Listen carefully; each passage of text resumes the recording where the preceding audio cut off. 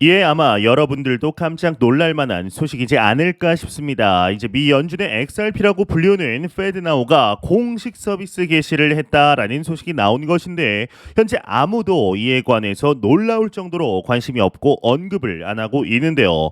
이 페드나우의 경우는 XRP의 가장 강력한 라이벌이라고 불리우기에 절대로 무시해서는 안 되는 소식이죠. 자세한 내용 함께 보도록 하겠습니다. 구독과 좋아요, 알림 설정 부탁드립니다. 안녕하십니까. 암호화폐 정보를 전달해 드리는 닥터 비트맨입니다. 네, 주말의 시작 토요일도 슬슬 마무리되고 있습니다. 어떻게 오늘 하루 잘 보내셨나요? 이제 올 상반기 암호화폐 시장에 페페코인을 필두로 한 밈코인 열풍이 불면서 전 세계 거래소에 무려 260개 이상의 신규 밈코인이 상장된 것으로 나타났습니다. 21일 글로벌 가상자산 데이터 플랫폼 이 코인마켓캡이 발표한 2023 상반기 분석 보고서에 따르면 올 상반기 전체 암호화폐 가운데 밈코인 부문 상장이 가장 활발한 것으로 알려졌는데요. 이 상반기 밈코인 열풍은 지난 4월 출시된 페페가 주도를 하였죠. 코인 마켓캡 데이터에 따르면 페페의 가격은 첫 상장 이후 두 달간 무려 3,700배 이상 급등을 하였습니다. 이 폭발적인 가격 급등으로 시장의 주목을 받으면서 페페 코인의 경우는 상반기 코인 마켓캡 이용자들이 워치리스트에 가장 많이 추가한 암호화폐 순위 5위에 오르게 되었는데 이 페페의 인기로 암호화폐 시장에 불어온 밈코인 열풍으로 인해서 도지코인과 시바이누 토큰도 함께 이름을 올리게 됩니다. 이 코인 마켓캡 커뮤니티에서 계정 좋아요와 게시물 수 등을 토대로 집계한 참여도 분석에서도 밈코인 부문이 가장 높은 수준을 기록하게 되었는데요. 이 밈코인에 이어서 상반기 가장 많은 암호화폐가 상장된 부문은 인공지능 즉 AI 빅데이터와 탈중앙화 금융 디파이 AI 빅데이터 부문에서는 61개의 암호화폐가 신규 상장되었고 디파이 관련해서는 47개가 상장이 되었습니다. 전 세계 암호화폐 시가총액은 2분기 말 1조 1,700억 달러로 지난해 같은 기간에 비해 무려 48% 증가하게 되었는데요. 이 코인마켓캡은 올 하반기 가장 주목해야 할 암호화폐 시장 이슈로 비트코인 현물 상장 지수 펀드이죠. 현물 ETF를 꼽게 됩니다. 지난 6월 세계 최대 자산 운용사 블랙록의 비트코인 현물 ETF 신청을 시작으로 이 발키리와 피델리티, 앙크 인베스트 등 앙크가 아니죠. 이제 아크 인베스트 등 주요 자산 운용사들은 미 SEC의 현물 ETF 승인을 기다리고 있는데요. 이 현물 ETF가 승인이 될 경우 상당한 규모의 기관 투자자 수요가 창출될 것으로 전망이 되죠. 이 코인 마켓캡은 암호화폐 ETF와 이제 상장 지수 상품 운용 자산은 이미 95억 달러를 달성했다라며 새로운 현물 ETF 승인으로 미국 시장의 문이 열린다면 비트코인 수요가 급증하여 비트코인 가격 자체도 사상 최고 수준을 크게 넘어설 수 있을 것이다라고 전망을 하게 되었습니다. 이제 수많은 투자자분들이 기다리고 있는 비트코인 현물 ETF 소식이 과연 어떻게 진행이 되게 될 것인지 충분히 기대해 보아도 좋지 않을까 싶은데요. 네, 이러한 소식과 더불어서 미 법원의 약식 판결 소식으로 리플과 SEC 간의 소식들이 끊이질 않고 있습니다. 현재 리플사가 승리했다라는 여론이 대부분인 가운데 그럼에도 SEC의 항소 가능성에 대해서도 스멀스멀 나오고 있는데요. 이 포춘의 분석 기사를 보면 항소와 합의 가능성은 반반입니다. 이 재미있는 것은 갠슬러가 항소를 선택할 때 정치적인 고려사항이 있다라는 분석인데 일단 첫 번째로는 민주당 바이든 대통령이 지명한 의장이라는 점입니다. 이 엘리자베스 워렌 상원 의원 같은 민주당 강경파들은 암호화폐를 왜 그대로 두느냐라며 갠슬러 위원장을 몰아세웠습니다. 민주당 급진파의 눈치를 보는 갠슬러가 울며 겨자 먹기식으로 항소를 할 수 있다라는 것인데 두 번째로는 보수 성향의 대법원입니다. 이번 판결을 한 뉴욕 남부지방법원의 토레스 판사는 오바마 대통령이 임명한 판사입니다. 이 갠슬러 입장에서는 보수 판사가 엉뚱한 판결을 했다라고 공격할 수도 없는 거죠. 대법원도 만만치 않습니다.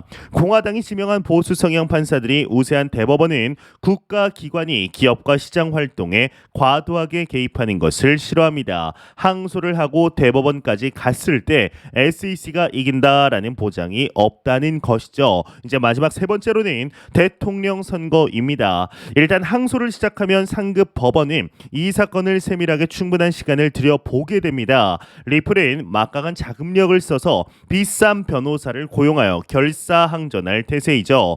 갠슬러조차도 여기서 합의하고 혈투였지만 승리했다라고 하는 게 현명하다 생각할지도 모릅니다. 항소에 돌입하고 판결을 질질 끌면 그 결과는 대통령 선거 이후에나 나올 수가 있습니다. 그때 갠슬러가 바이든 대통령 밑에서 여전히 SEC 의장으로 일하고 있다라는 보장이 없는데요. 이 다음 대선에서 바이든 대 트럼프 지지율은 백중세이니 말이죠. 이 동서고금을 막론하고 모든 공무원, 특히 어공, 즉 어쩌다 공무원인 사람들은 정치 판세에 따라 뚜렷하게 행동을 결정합니다. 포춘은 현재로서는 갠슬러의 항소 가능성은 동전 던지기와 같다라고 정리를 했는데, 이뿐 아니라 미 의회에서 또한 SEC에게 강력하게 비판하고 나섰습니다. 특히나 규제적인 측면 SEC가 너무나 협조를 안 한다라는 것인데, 자세한 내용 함께 보도록 하겠습니다. 네, 헤드라인을 보게 되면 미 의회 SEC 암호화폐 규제 협조 안 한다 비판 헤드라인이 장식이 되어 있습니다. 이제 일주일 전 리플을 상대로 제기한 미등록 증권 판매 소송에서 패소한 SEC가 미국 암호화폐 규제 마련에 비협조적이라는 비판의 목소리가 제기되었다고 합니다. 이 복수 외신인 미 의회에서는 암호화폐 업계가 명확한 규제를 요구하는 상황에 맞춰 암호화폐 법안을 준비하려 한다. 하지만 SEC가 미 의회의 노력에 비협조적인 태도를 보인다라고 보도를 하였는데, 어느 한 관계자는 SEC가 6주 전 하원금융서비스위원회에 공화당 의원 여러 명이 제출한 디지털 자산시장 구조 초안에 대한 기술적 피드백을 제공하지 않고 있다라며 불만을 토로했다고 합니다. 특히나 리시 토레스 뉴욕 민주당 의원은 게리 갠슬러 의원이 의도적으로 암호화폐 업계 규제 마련을 방해한다 강력 비판을 했다고 하는데, 이 토레스 의원은 한 서밋에 참석하여 갠슬러 의장을 속도 제한이 없는 곳에서 과속 운전을 한다는 점을 지적하며 불필요한 수준으로 운전자를 단속하는 교통경찰관에 비유했다고 합니다. 참 이 비유가 볼 때마다 찰떡 같다라고 생각이 드는데, 이제 운전자에게 과속 운전 범칙금을 부과하려면 제한 속도를 분명히 말해야 한다. 이게 너무나 상식적이고 맞죠. SEC가 모호한 기준으로 암호화폐 업계 단속과 법률 집행 시도를 한다는 점을 지적하게 되는데, 이걸 보면서 생각이 든 게 코인베이스와 SEC 간에 있었던 일련의 사건이었습니다. 작년이었나요? 한 2년 전이었나요? 코인베이스가 이미 SEC에게 한 차례 신청을 했습니다. 우리가 규제를 지킬 테니까 어떤 규제를 지키면 되는지 좀 알려주세요 라고 이미 얘기를 했었는데, SEC가 이에 대해서 전혀 이야기, 언급 이런 방구도 하지 않았습니다. 그러다가 지난달이었나요? 한 5월, 6월 정도에 하나의 소식이 나왔죠. 바이낸스뿐만 아니라 코인베이스까지 규제를 위반했다라고 갑자기 제소를 걸게 된 것입니다. 이를 보았을 때 정말 뒤통수 맞은 것 같은 느낌이 들지 않을까요? 나는 정말 법을 지키려고 너네들이 이제 이 테두리 안에서 이렇게 사업을 하면 된다라고 알려주면 지킬 마음이 있다. 그러니까 좀 알려주라고 얘기를 했는데 알려주지도 않고 갑자기 법을 안 지켰다, 규제 안 지켰다라고 하고 있으니 참 뒤통수가 얼얼할 것입니다. 네, 이 외 내용은 뭐 그리 중요하지 않아서 이제 넘어가도록 하겠습니다. 참 SEC와 크립토 관련하여 나오는 소식들이 뭐 하나 이렇게 속 시원한 것이 좀 없습니다. 그만큼 SEC가 정말 바지끄댕이, 크립토 마켓의 바지끄댕이를 붙잡고 시간을 질질 끌고 있다. 어떻게든 시간을 좀 이렇게 끌어보려는 작전이 눈에 띄고 있는데요. 참 앞으로 어떤 모습을 보여주게 될지 좀 깔끔한 모습을 보여주었으면 좋겠는데, 이러한 소식과 더불어서 매일같이 나오는 리플 XRP 관련 소식이 오늘도 또한 나왔습니다. 네, 현재 리플사의 경우는 방금 말씀드린 미 SEC와의 소송 속 약식 판결의 유의미한 승리 이후 상당히 많은 소식들 우후죽순 나오고 있는데, 이에 아마 여러분들도 깜짝 놀랄 만한 소식이지 않을까 싶습니다. 미 연준의 XRP라고 불리우는 FedNow, 여러분들도 한 번씩은 들어보셨을 텐데요. 이 FedNow가 공식 서비스 개시를 했다라는 소식이 나온 것인데, 현재 아무도 이에 관해서 놀라울 정도로 관심도 없고 언급을 안 하고 있습니다. FedNow의 경우는 XRP의 가장 강력한 라이벌이라고 불리우기에 절대로 무시해서는 안 되는 소식인데요. 자세한 내용 함께 보도록 하겠습니다. 네, 일단 헤드라인을 화면을 보게 되면 리플 XRP의 경쟁 상대인 즉시 결제 서비스 이 FedNow가 시작되었다. 암호화폐 시장의 변동성, 가격 하락이나 폭발적인 급등에 대비하라 이렇게 헤드라인이 장식이 되어 있습니다. 여기 적힌 것을 보게 되면은 이 연방준비제도가 공식적으로 FedNow 즉시 결제 시스템을 시작하여 은행과 협동조합이 1년 내내 매 순간에도 돈을 즉시 이체할 수 있게 되었다. 이 서비스의 광범위한 이용 가능성과 수천 개의 금융기관들의 도입 가능성은 암호화폐 시장에 큰 영향을 미칠 수 있다. 이렇게 적혀 있습니다. 일단 밑에 내용을 한번 보도록 하겠습니다. 네, 첫 번째 문단을 보게 되면 방금 말씀드린 내용과 거의 엇비슷합니다. 미 연방준비제도가 기다리던 FedNow 서비스를 드디어 공개하면서 은행과 협동조합이 거래를 처리하는 방식이 혁신적으로 변화시킬 전망이다. 이미 35개 금융기관들이 이 서비스를 활용하고 있다. 그러니까 35개 금융기관들이 이미 테스트 이런 단계에서 이용하고 실제적으로 사용하고 있다. 사업에 이용하고 있다라고 하는 것이죠. 이제 더 많은 기관들이 참여하도록 유도되고 있으며 이 시스템은 24시간 7일 내내 원활한 자금 이체를 약속한다라고 첫 문단에서 있습니다.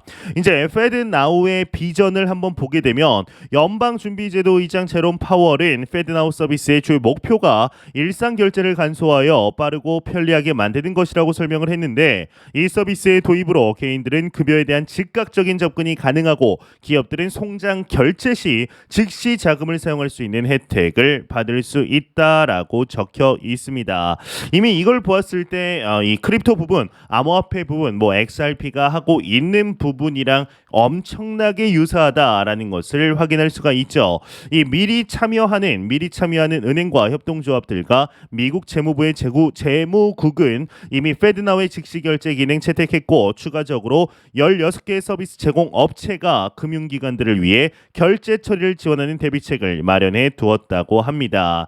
네, 여기를 보게 되면은 기존 서비스와의 통합이라는 부제가 있는데 이 FedNow는 은행 간 결제 시스템으로 기존의 기능이 강화된 페더럴 리저브의 서비스인 FedWire와 FedACH와 조화롭게 통합되어 다양한 결제 채널에서 원활하고 무리 없는 운영이 가능하게 한다라고 적혀 있습니다. 그러니까 쉽게 말해서 이 FedNow의 경우는 기존 전통 금융권들이 사용하고 있는 결제 서비스와 자연스럽게 통합이 가능하다라고 이야기를 하고 있는 것이죠.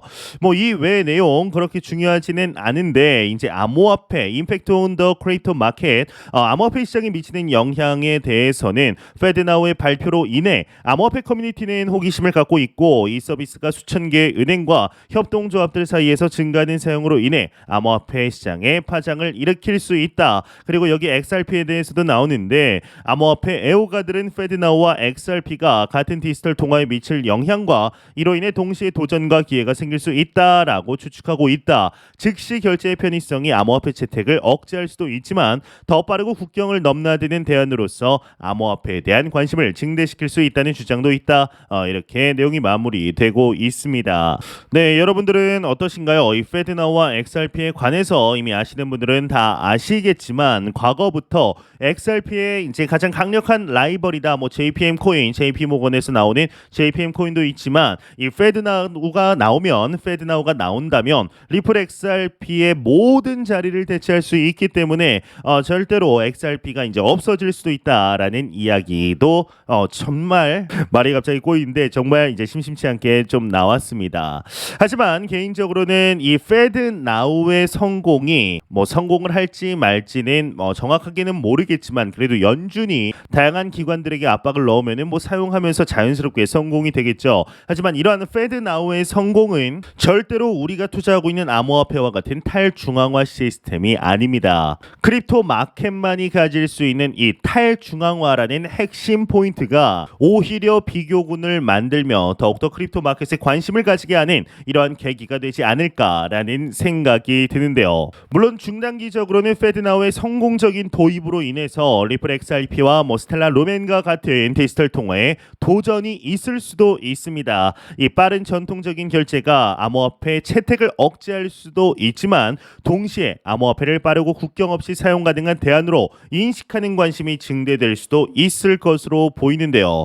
과연 이 페드 나우에 관해서는 이제 오늘 처음 소식이 나왔기 때문에 앞으로 추가적인 소식 어떤지 한번 추가적으로 나오는 대로 바로 알려드리도록 하겠습니다. 네, 안 보고 가면 섭섭하겠죠. 마지막 크립토 공포 탐욕 지수입니다. 전날 대비 이제 6포인트 하락했죠. 50포인트를 기록하면 다시금 중립 단계를 나타내고 있습니다. 이 지수는 0이면 공포, 100이면 낙관을 나타내게 되죠. 이제 엊그제의 경우는 또 그리드였다가 또 중립 단계였다가 탐욕 중립 계속 하루 걸러 하루 왔다 갔다 하는 것 같은데요. 이제 어제 오늘은 여러분들도 들으셨겠지만 테슬라 때문에 난리였습니다. 이 실적 발표에도 하락하더니 오늘은 더 빠지면서 한국의 많은 테슬라 투자자들이 시리에 빠지기도 했는데, 그런데 크립토 업계에서도 한번 큰 난리가 났었죠. 테슬라가 결제 소스 코드에 비트코인과 도지코인을 추가했다라는 소문이 커뮤니티에 퍼지면서 갑작스럽게 비트코인에 대한 수요가 늘어난 것입니다. 하지만 실제로는 2023년 1월에도 소스 코드에 비트코인과 도지코인이 존재했고 코드를 제거하지 않았던 것으로 밝혀지면서 해프닝으로 마무리됐습니다.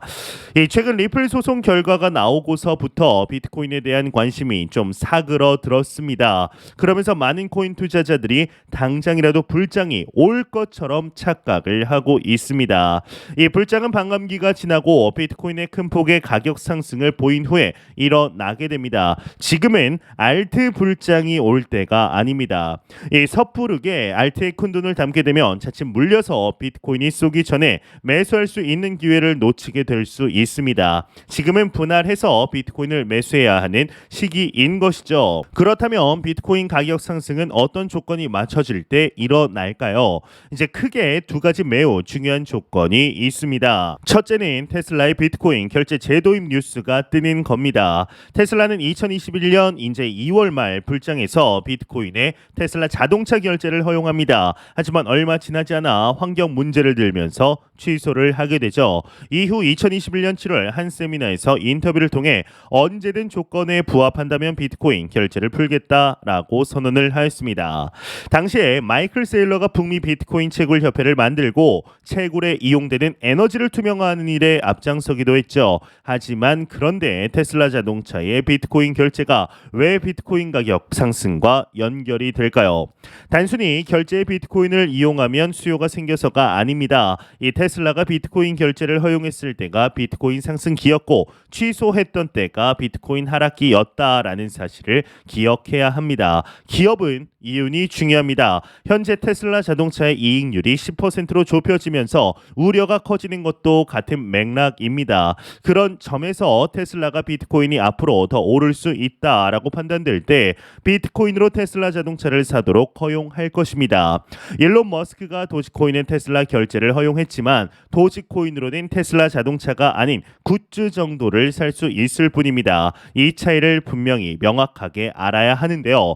이 비트코인 상승의 또 다른 시그널은 거래소들이 앞다투어 라이트닝 네트워크를 도입하는 모습을 보이는 것입니다. 이 바이낸스가 얼마 전 라이트닝 네트워크를 거래소 내에서 이용할 수 있도록 서비스를 론칭했습니다. 문제는 바이낸스 이외의 다른 거래소들이 아직 움직이지 않는다라는 것인데요.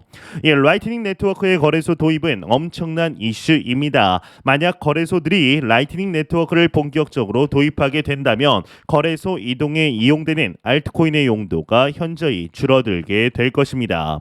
단기적으로 알트코인 쇼크가 일어나고 비트코인 수요가 엄청나게 증가할 수 있습니다. 지금은 펌핑이 일어나는 알트코인에 집중하기보다 비트코인을 매수하는 일에 집중해야 할 시기입니다. 이 시기가 지나면 앞으로는 더 비싼 가격에 매수해야 하는데요. 이 기회는 모두가 손 놓고 있을 때입니다. 지금이 바로 그때가 아닐까라는 생각이 드는데, 제가 매영상 말씀드리지만 절대로 단기적인 시각으로 이 시장 바라보지 마시며 장기적인 시각으로 또한 오랜 시간 동안 함께 할 수 있는 여유 자금을 통하여 투자를 진행하시길 진심으로 바래 보도록 하겠습니다. 네, 제가 준비해온 소식은 여기까지입니다. 영상이 도움이 되셨다면 구독과 좋아요 그리고 광고 한 편만 처음부터 끝까지 시청 부탁드립니다. 이 채널은 오직 광고 수익으로 운영이 되게 됩니다. 항상 영상 시청해 주시는 시청자분들, 구독자분들 너무나 감사드립니다. 오늘 남은 시간 잘 마무리하시길 바라면서 저는 더욱 도움이 되는 영상으로 찾아뵙도록 하겠습니다. 지금까지 닥터 비트맨이었습니다. 감사합니다.